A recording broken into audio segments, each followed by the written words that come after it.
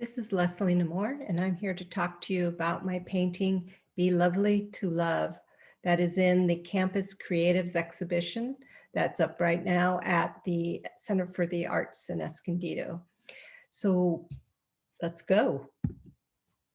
So my process starts with taking a lot of photographs, digital photographs from moving film off the television screen, and then recombining those images to editing them out and recombining them to create new non-sequential narratives that are very much removed from its original source, but become more reflective about today's perspective of past eras, especially in relationship to genders and relationship and how they are represented through popular culture.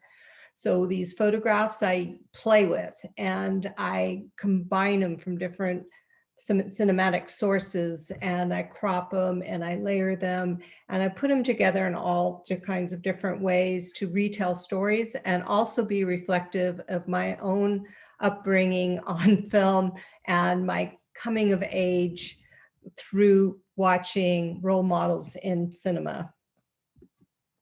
So I arranged these photographs together to create these kind of panoramic horizontal strips of images. So in a sense, it's reflective of the film strips and the movement of the images, but they are very much non-sequential. So these were two variations that I worked with for this idea in this current painting that we're talking about. After I play around with the imagery and the photographs, or kind of simultaneously while I'm doing that, I work with drawings, and the drawings let me know how interested I am in the subject and the imagery. Does it sustain me? Does it make me, does it continue and propel my interest in it to do a painting, for example? And it also is a quick way to play around with the compositions and look at the value structure in a formal way. So this is the final composition that I came up with for this painting. So it's just laid out with graphic, small scale, but it was one of many different arrangements that I played with. And in the end, I got this painting. So this was done in 2019, and when I paint this, I work back and forth on the different imagery, so it all kind of grows together as opposed to independently as images. So it's all one, yet it's all separate at the same time. I'm attracted to the blurred imagery that, to me, reflects ideas from the past. It reflects our memories and our perceptions of the past.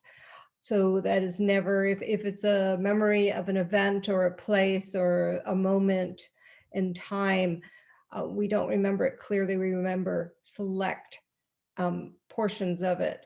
So I like the idea of just bringing back these glimpses of memories that are inspired by these cinematic moments.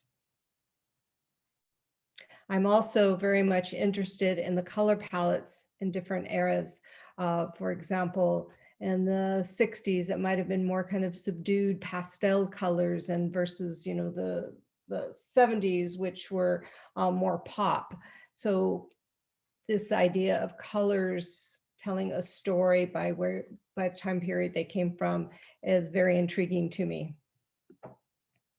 So for the title on this one, I did something a little different. I had a 1940s Life magazine in my studio, and I would put my hand into the pages and just randomly open it up and see what words it lined up with. And I got a few titles from doing that. So this particular one, my hand landed on Be Lovely to Love.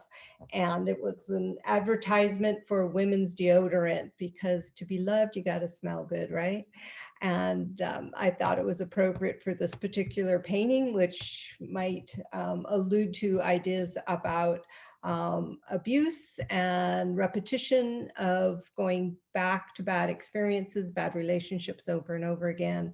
So I brought this title to that.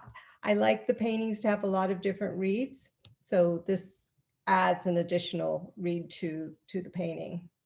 That's it. Thanks for listening.